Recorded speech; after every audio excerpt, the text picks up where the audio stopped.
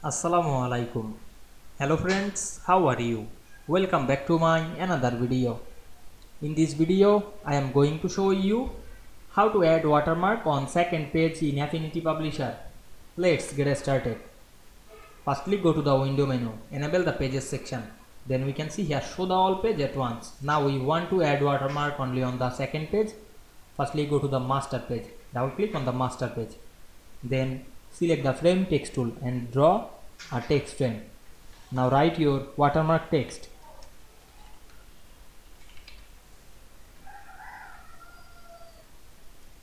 Now we select the text and change the color. Now I am change the color. You can decrease the opacity. Now I am make the opacity 40%. Then rotate the text box 45 degree. Then set middle on the page. Then go back again the window menu, enable the layer option. Then lock the watermark layer. Then disable the master page and double click on the main page. Then go to the first page and select the master page and select toggle visibility. Then go to the second page and enable the toggle visibility.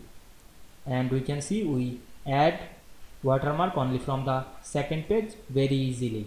I hope you enjoyed the video. Please like, comment, share and subscribe my channel.